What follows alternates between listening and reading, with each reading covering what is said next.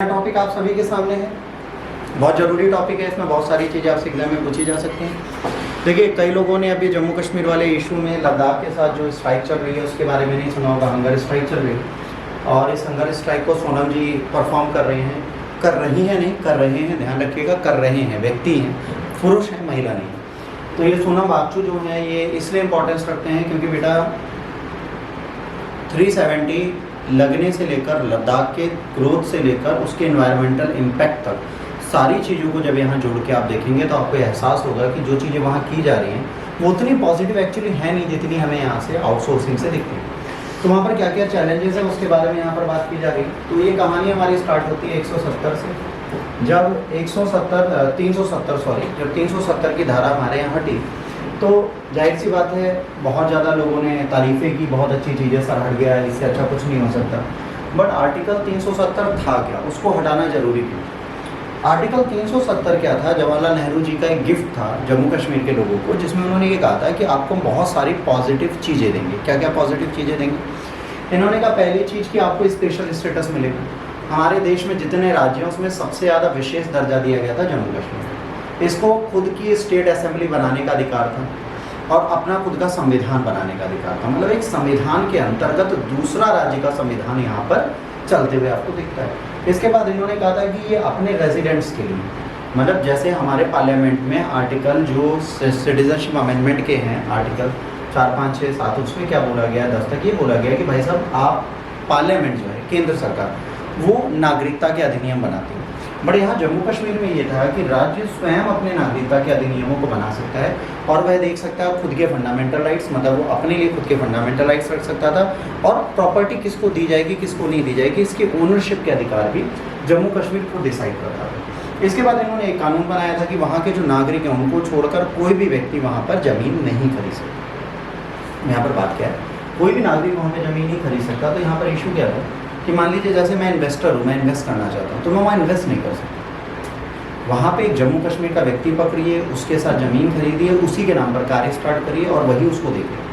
अगर वहाँ की कोई महिला है वो किसी अन्य पुरुष से, किसी अन्य राज्य के पुरुष से विवाह कर लेती है तो वहाँ पर भी एक प्रॉब्लम क्या आती है, उसके विवाह के पश्चात उसके भी सारे अधिकार वहाँ से हनित कर दिए जाते, तो उसको प्रॉपर्टी का राइट नहीं दिया जाता। इसके बाद क्या है ना, सेंटर वहाँ पर कोई फाइनेंशियल इमरजेंसी डिक्लेयर ही नहीं कर सकती। पूरे इंडिया में वित्तीय आपातकाल लगाया जा सकता था, जो आजकल कभी लगा ही नहीं, आज तक नहीं लगा। बट अगर कभी लगता तो वित्तीय आपातकाल पूरे भारत में हर जगह लगेगा, जम्मू कश्मीर में नहीं लगेगा। अब ये बहुत बड़े द्वंद्व की बात थी। तो बीजेपी डे 1 से जब से वो आई थी उसने अपना जो घोषणा पत्र दिया था चुनाव का, ठीक है, उसमें उसने डे 1 से लिखा था कि आर्टिकल 370 हमें हटाना है। 14 में जीत के आई तो 19 तक वो क्यों नहीं हटा पाए? क्योंकि जो राज्यसभा थी और जो स्टेट असेंबलीज थी वहाँ पर इनकी मेजोरिटी नहीं थी। तो इन्हें पता था कि अगर ये लाएंगे तो आयस आनो में ये एक जगह हार जाएंगे। तो इन्होंने 19 का वेट किया। जब 19 का इलेक्शन हो गया, 19 के इलेक्शन के बाद जब ये प्रॉपरली विन कर गए तो इन्होंने पहला काम यही किया अपनी गद्दी पे बैठते ही कि आर्टिकल 370 इन्होंने हटाया।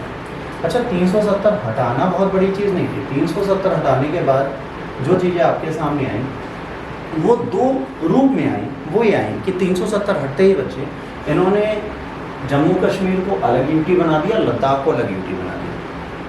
भारतीय इतिहास में आज तक यूटी को राज्य बनते हुए तो हमने देखा था, पर किसी राज्य को केंद्र शासित प्रदेश में परिवर्तित होते हुए हमने नहीं देखा था।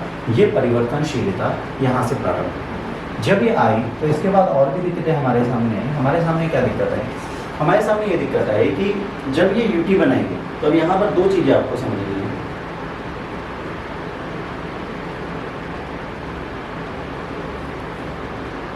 यहाँ पर आपको ये समझना है बच्चों कि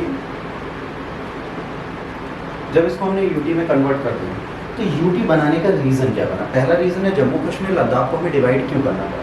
तो इस चीज़ को समझने के लिए आपको 2 चीज़ें समझनी पड़ेंगी। एक ये एरिया, ठीक है, अगर आप इस एरिया की बात करेंगे, इसको हम पर्पल से कर देते हैं। होपफुली ये पर्पल ही कलर होता है, मेरा कलर की पहचान थोड़ी कमज़ोर है तो अदरवाइज़ मत लीजिएगा। ये जो है इसको हमने बोल दिया POK, पाक ऑक्यूपाइड कश्मीर। ये हमारे लिए क्या हो गया? पाक ऑक्यूपाइड कश्मीर हो गया। और यहाँ पर प्रॉब्लम क्या हुई? ये पाकिस्तान के नियंत्रण में था। जब हमने जम्मू कश्मीर यूटी बनाई तो हमने अपना मैप जो दिखाया हमने इसको इसके साथ मिला के दिखाया, मतलब हमने क्लियर हिंट दे दी कि भाई साहब ये आपने ले तो रखा है बट है हमारा। मतलब पहला हिंट हमने क्या दिया कि ये आपका नहीं था, हमारा है, और हम चीज़ें हटाने के लिए आपसे कुछ नहीं पूछेंगे, हम डिसाइड स्वयं करेंगे कि हमें कब क्या हटाना है। तो अब ये अगर स्टेट बना रहता तो आपको पता है यहाँ पर पत्थरबाजी होती थी, नारेबाजी होती थी, चीज़ें होती थी, 15 अगस्त को बदतमीजियाँ होती थी, आर्म फोर्सेस को मारा जाता था। तो जम्मू कश्मीर के साथ भुगता कौन पता है? ये लद्दाख। अच्छा, आप जम्मू कश्मीर को यूटी बनाए रखो, लद्दाख को कोई प्रॉब्लम नहीं। लद्दाख का कहना हमें स्टेट होते हो, क्योंकि यहाँ प्रॉब्लम क्या है, जब इन्होंने डिवाइड किया तो इन्होंने क्या कहा, इन्होंने कहा तुम यूटी होगे विद असेंबली, तुम्हारे अंदर असेंबली होगी, पर लद्दाख में विदाउट असेंबली। अब यहाँ पर असेंबली है नहीं, मतलब यहाँ पे कोई सरकार है नहीं, ये सीधे सेंट्रल गवर्नमेंट के कंट्रोल में। तो कह रहे हैं अगर राज्य सरकार है ही नहीं यहाँ पर और केंद्र सरकार के कंट्रोल में है, तो यहाँ का विकास तो हमेशा केंद्र सरकार ही करेगी, और केंद्र सरकार लद्दाख को समझ नहीं सकती। लद्दाख में क्या ज़रूरत है, लद्दाख में क्या समस्याएं हैं, उन लद्दाख की समस्या को किस तरह से निपटाना है, ये चीज़ें तो इनको पता ही नहीं चलेंगी। तो इन्होंने कहा भाई साहब इस तरह अगर आप करेंगे तो हमें बड़ी दिक्कत होगी। तो इन्होंने कहा क्या किया जाए, इन्होंने कहा भाई हमें भी स्टेट हुड दे दीजिए।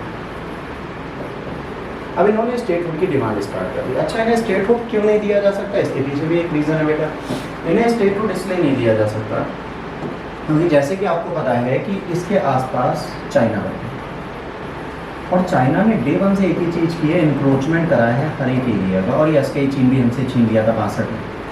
तो आज तक ये इनके पास है और ये और इंक्रोचमेंट करते हैं, मतलब लद्दाख हमेशा टेंस्ड एरिया में रहता है।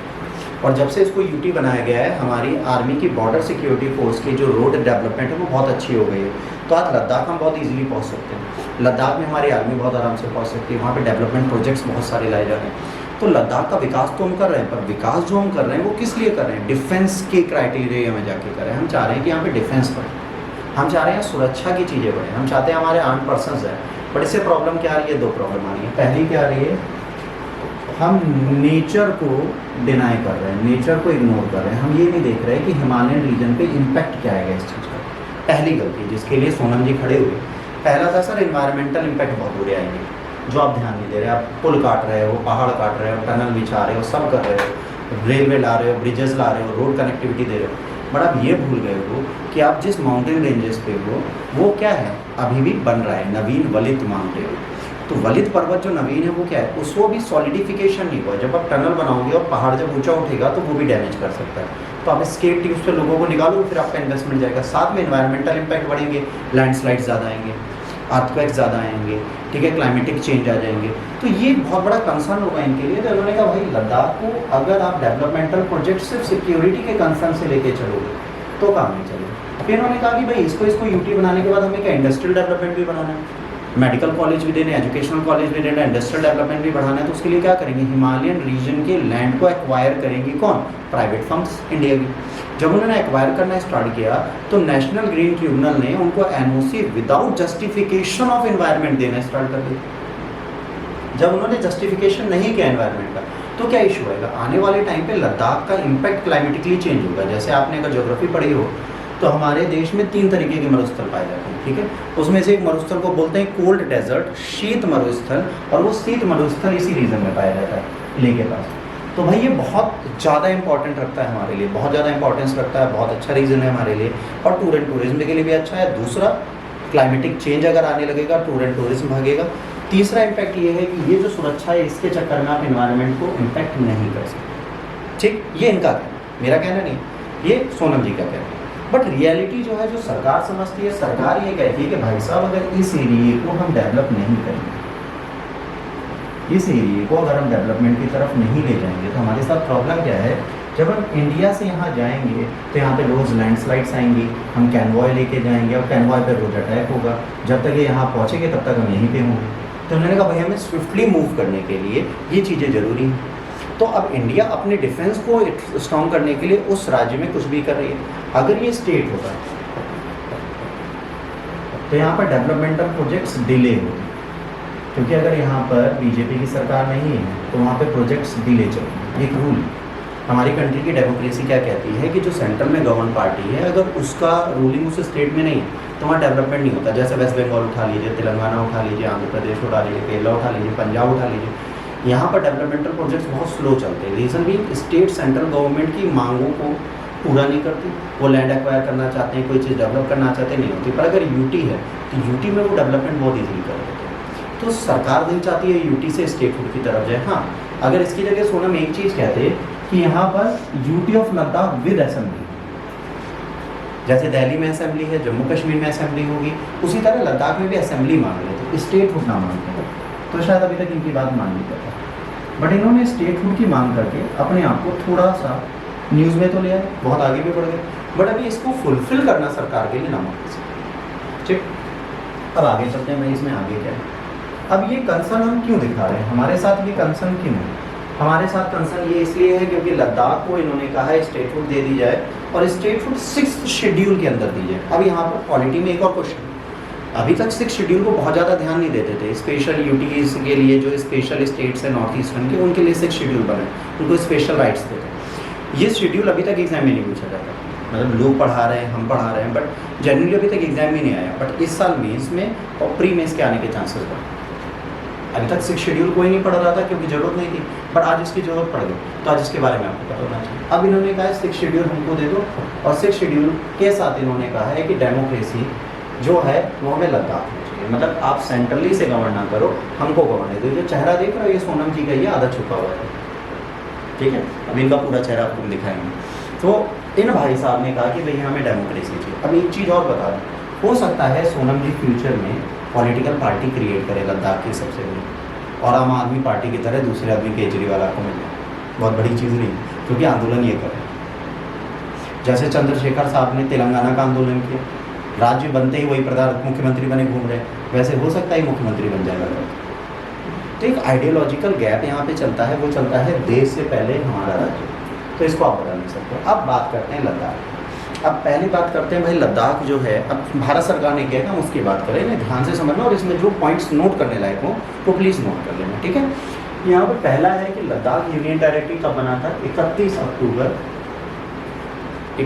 अक्टूबर 2019। देखिए 370 हटने के बाद ये टाइम हुआ, यूटीज धीरे धीरे डेवलप हुई। इसके बाद जब से ये यूटी बना है तब से गवर्नमेंट ने यहाँ पर कई सारे डेवलपमेंटल प्रोजेक्ट्स चलाए हैं, इकोनॉमिक ग्रोथ और इंफ्रास्ट्रक्चर डेवलपमेंट के लिए। उन्होंने क्या किया, आर्थिक विकास हो और यहाँ के आधारभूत ढांचे को विकसित करें। अब यहीं पर इशू आ क्या गया, इकोनॉमिक स्ट्रक्चर जब बढ़ाएंगे तो क्या करेंगे, डेवलपमेंट करेंगे, डेवलपमेंट के लिए लैंड लेंगे, एक्वायरिंग करेंगे, इन्वायरमेंटल इम्पैक्ट बढ़ेंगे, यहीं से एक रीज़न इनके सामने आ जाएगा। इसके बाद इन्होंने क्या, projects are aimed at the development Ladakh, है ना, एज द यूनिक टूरिस्ट या tourism destination and education hub and industrial development, but all these things are being planned according to ecological and environmental concern of that region. अभी तो word लिखा है यहाँ पर, बस यहीं पर ट्विस्ट करेंगे। इन्होंने कहा विकास करेंगे, हम कैसे विकास करेंगे, टूरिस्ट आए, एजुकेशन का हब है ना, इंडस्ट्रियल हो, बट उसके लिए इन्होंने कहा कि हम उस रीजन के इकोलॉजिकल और इन्वायरमेंटल कंसर्न को ध्यान रख के करेंगे। ये इन्होंने कब कहा, 2019 में, और आज क्या चल रहा है, और अभी तक इसको इन्होंने फुलफिल नहीं किया। ये जो कंसर्न था ये एज इट इज़ बना हुआ है, मतलब वहाँ के इन्वायरमेंटलिस्ट बोल रहे हैं कि सर इस रीजन में अगर आप डेवलपमेंट करते हैं तो that is quite risky. But जहाँ नेशनल सिक्योरिटी की बात आती है वहाँ पर हम उस रिस्क को इग्नोर करते हैं। लद्दाख के ये सोनम जी इन्वायरमेंटलिस्ट हैं बहुत बड़े, इनका कहना है कि सर जो रीजन पे आप डेवलपमेंट करें वो गलत है। तो सरकार कहती है हमारा एनजीटी बैठा है वो पागल है, आप ही समझदार हो, आप ही काबिल हो। कहते हैं सर हैं, कह रहे नहीं आप झूठ बोल रहे। अब यहाँ पर प्रॉब्लम क्या है, इनकी बात कोई सुनने को नहीं तैयार करती। ये रीज़न कि ये वाला जो पॉइंट है ये प्लान तो किया है, बट इसको इस कंसर्न से प्लान नहीं किया। ये इशू के साथ अभी भी चल रहा है। अगर इकोलॉजिकल एनवायरमेंटल कंसर्न को इस रीज़न के देखते हो तो शायद इतनी जल्दी डेवलपमेंट करेगी बात, रुकना पड़ता है इनको डेवलपमेंट करने में, बट ये डेवलपमेंट करते जा रहे हैं। इसके बाद the administration has initiated several infrastructure development project including construction of new roads, bridges and tunnels. अब देखिए टनल्स का मतलब ही क्या हुआ, माउंटेन को खोदना। मैंने आपको पहले बोला है नवीन वलित पर्वत जो होते हैं वो क्या होते हैं, बहुत ज़्यादा मजबूत नहीं होते, अगर उनको आप 20 से छेदने लगोगे। मतलब एक तरीके से आप समझ लीजिए एक आपने बालू का पहाड़ बनाया, ठीक, आप कभी बचपन में खेलते हो बालू के पहाड़ में हाथ से खोद के टनल बनाते हो और एक दूसरे से हाथ मिलाते हो। बचपन में शायद आपने गेम खेला हो कि बालू के अंदर से हाथ मिलाना, है ना, या अपने हाथ दोनों साइड से मिलाना, और कभी कभार क्या होता है एक हाथ ज़्यादा उचक जाता है तो ऊपर का टनल आपके ऊपर आ जाता है, बट वो बालू का टनल।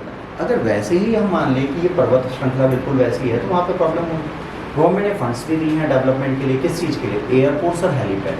वहाँ को सर एयरपोर्ट और हेलीपैड क्यों चाहिए?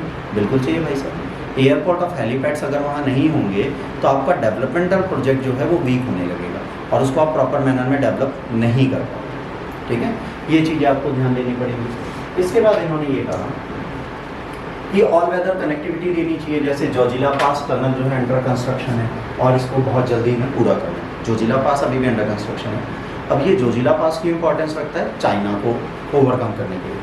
अब चाइना को ओवर करने के लिए इसको कर रहे हैं, बट ये इन्वायरमेंटली कोई ना कोई प्रॉब्लम देगा। सबसे इंपॉर्टेंट है 230 किलोमीटर लंबी कारगिल टू है ना जंस्कर नेशनल हाईवे। 230 किलोमीटर लंबा एक हाईवे बना रहा है जिसे कारगिल है ना जंस्कर हाईवे बोलते हैं। ये हाईवे बहुत बड़ा है जिसमें कई सारे टनल, कई सारे ब्रिजेस आएंगे और ये इन्वायरमेंटल बहुत बुरा इम्पैक्ट डालेगा हिमालयन रीजन। ठीक है, ट्रांस हिमालय है तो बहुत अच्छा, पर जम्मू कश्मीर में जो हिमालयन रीजन पे कनेक्टिविटी दी जाएगी वो खतरनाक है और इसको कोई नहीं ध्यान दे रहा। अगर ये कनेक्टिविटी दे देते हैं तो ठीक है, पर ये कनेक्टिविटी ज़रूरी क्यों है? क्योंकि लेह लद्दाख में जो आर्मी है वो इमरजेंसी में इधर आ जाए और जो कारगिल में बैठी है वो इधर आ जाए, यहाँ वाली जम्मू कश्मीर चले, जम्मू कश्मीर वाली यहाँ आ जाए। इस कंसर्न के चक्कर में ये कोशिश कर रहे हैं कि हम कुछ ऐसी कनेक्टिविटी दें हमें पूरी तरीके से हेल्प करें।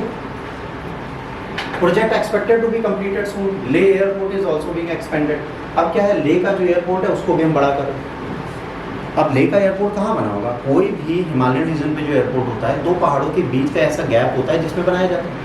अगर उसका रीजन छोटा होगा तो क्या करेंगे? आसपास के पहाड़ों को खोदेंगे, फ्लैट कर देंगे, अपना काम चला लेंगे। तो अगर ये कंस्ट्रक्शन एनवायरनमेंट के खिलाफ है तो भाई कोई ना कोई तो आवाज़ उठाएगा ही। इन्होंने आवाज़ उठानी स्टार्ट कर दिया। ठीक है, the project includes construction of the terminal building, runway extension and the installation of new navigational aids. खत्म भाई, नई बिल्डिंग भी बनाएंगे, बड़े बड़े रनवे भी बनाएंगे। अब यहाँ पर क्या होगा? फिर से एनवायरमेंटल कंसर्न आएगा। इसके बाद funicular system suitable medium of public transport for हिली टेराइन है ना, works well on the steep slope also propose in Ladakh. एक फेनिकुलर सिस्टम होता है, इसको भी ये स्टार्ट करने जा रहे हैं जिसके थ्रू ये काम करेंगे। तो अगर इसको भी इंस्टॉल करने जा रहे हैं वहाँ पे तो जाहिर सी बात है इसके लिए भी जैसे स्लोप है, स्लोप पे कुछ ऐसी कनेक्टिविटी देंगे जिससे लोग इजीली वहाँ से टैकल कर पाएँ, नेविगेट कर पाएँ। तो स्टीप माउंटेन में ये सारी चीज़ें जरूरी हैं ट्रांसपोर्टेशन के लिए, वो भी यहाँ वो करने जा रहे हैं। टूरिज्म बहुत इंपॉर्टेंट होगा, तो सीनिक ब्यूटी और कल्चरल हेरिटेज के लिए जाना जाता है, तो उसको आप पूरी तरीके से खो नहीं सकते। गवर्नमेंट ने कई स्कीम्स लाए हैं जिसमें टूरिस्ट सर्किट्स बना रहे हैं, प्रमोशन कर रहे हैं एडवेंचरस स्पोर्ट्स के, टूरिज्म के इंफ्रास्ट्रक्चर पे ध्यान दे रहे हैं। जब टूरिज्म आते हैं तो क्या होता है, आपके लिए होटल्स बनाए जाएंगे, कंस्ट्रक्शन किया जाएगा जो उत्तराखंड में हुआ और आपको फ्लड का रीज़न आपको दिखा, केदारनाथ, बद्रीनाथ, ये सब क्यों बर्बाद हुई? रीज़न वहाँ पे टूरिस्ट डेस्टिनेशन के चक्कर में हिमालय रीजन में हमने कंस्ट्रक्शन बहुत कर दिया और हिमालय आज कॉन्क्रीट का फॉरेस्ट बन चुका है वहाँ पे rather than the green forest. तो अगर आप पेड़ों को काट के कोई चीज़ करते हैं तो कहीं ना कहीं आपको प्रॉब्लम देता है। उसके बाद इन्होंने क्या किया, night sky sanctuary and the monastery tourism project भी वहाँ पर जरूरी है। अब वो क्या है, यहाँ पे बुद्धिस्ट बहुत रहते हैं तो उस चीज़ को आइडियोलॉजी में लेके चले। उसके बाद इन्होंने फोकस किस में किया है, हाई स्पीड इंटरनेट कनेक्टिविटी देने में, ई गवर्नेंस फैसिलिटीज़ देने में, डिजिटल लिटरेसी को बनाने के लिए, ये सारी चीज़ें इन्होंने वहाँ पर डेवलप करने की पूरी तरह कोशिश की। गवर्नमेंट ने इनिशिएट किए कई सारे मेजर्स इंप्रूवमेंट के एजुकेशनल सिस्टम लद्दाख में और अच्छा करने के लिए। इसमें इन्होंने क्या किया, सेंट्रल यूनिवर्सिटी डाली, नए स्कूल्स एंड कॉलेजेस खोलें, प्रोविज़न स्कॉलरशिप का दिया है कि जो लद्दाख के लोग हैं प्रॉपर मैनर में पढ़ पाएँ। इसके बाद इनिशिएटिव स्टूडेंट्स को दिए जा रहे हैं, वोकेशनल एजुकेशन दी जा रही है, ट्रेनिंग दी जा रही है कि एजुकेशन के साथ आप कुछ ऐसी वोकेशनल एजुकेशन ले लें, ऐसी स्किल्ड एजुकेशन ले लें जिसके थ्रू आपकी लाइफ सक्सेसफुली चलता है। नेशनल इंस्टीट्यूशन सोवा रिपन लेह में डाला है जो ऑफर करता है under graduate, post graduate and PhD courses. किसमें?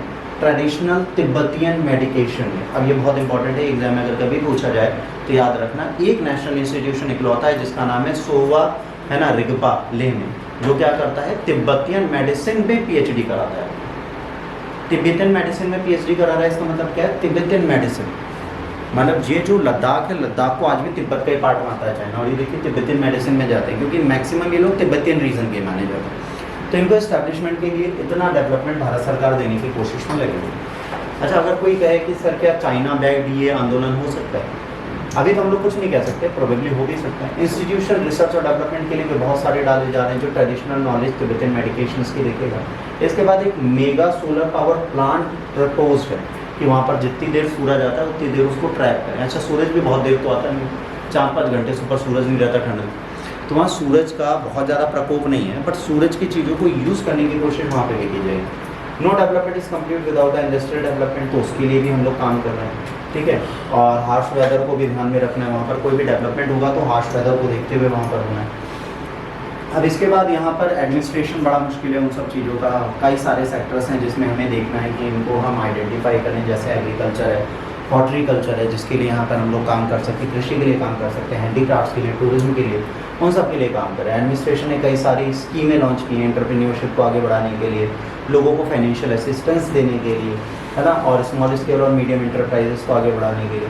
डेवलपमेंटल स्कीम जो उस यूनियन टेरिटरी में हमने एक फाइनेंशियल ईयर में दी है वो 3500 करोड़ से ऊपर की दी हैं, और आने वाले टाइम पर ये और आगे बढ़ाई जाएंगी। बट जो स्कीम्स हैं, जो प्रोजेक्ट है, जो फंड है, वो धीरे धीरे डाउनफॉल पे जा रहा है। मतलब ये जो फंड है ये पहुंच नहीं पा रहा, कई सारे रीजंस हैं, कई रिवोल्ट्स हो रहे हैं, कई आंदोलन हो रहे हैं, कई लोग उससे सेटिस्फाई नहीं हैं, तो वो सारी चीज़ें चल रही हैं। अब भारत सरकार क्या चाहती है? भारत सरकार चाहती है हम क्यों इसको यूटी बनाए रखें, उसका रीज़न है ये। अगर आप आज की डेट के चाइना को मैप को देखें और चाइना के मैप को आप पलट करें तो चाइना रियल में ये देखिए, चाइना की औकात क्या है, ये था चाइना, इधर तिब्बत को कैप्चर कर लिया, इधर सदर्न मंगोलिया को कैप्चर कर लिया, इधर मंचूरिया को कैप्चर कर लिया, ठीक है, इधर ईस्टर्न तुर्किस्तान को कैप्चर कर लिया। तो इन्होंने क्या किया, एक बड़ा रीजन बनाया, और अभी इधर जाएंगे तो क्या कैप्चर कर लेंगे, लद्दाख पास का चीन कैप्चर कर लिया जो यहाँ पर है आपका, और अगर इधर नीचे जाएंगे तो क्या कैप्चर करना चाह रहे हैं, अरुणाचल प्रदेश कैप्चर करना चाह रहे हैं। तो ये डे वन से क्या करते हैं, कैप्चरिंग की आइडियोलॉजी लेके चलते हैं, ये चाहते हैं कि हम हर एक चीज़ को जीत लें और इसको जीत के अपने पास रखें। तो भाई साहब जीतने से कुछ नहीं होगा, पर हाँ इंडिया क्योंकि इनके बॉर्डर पे है और इंडिया को अपनी यूटीज़ को बनाए रखना है ताकि वो भी ज़रूरत पड़ने पर अपनी चीज़ों को कर, ठीक।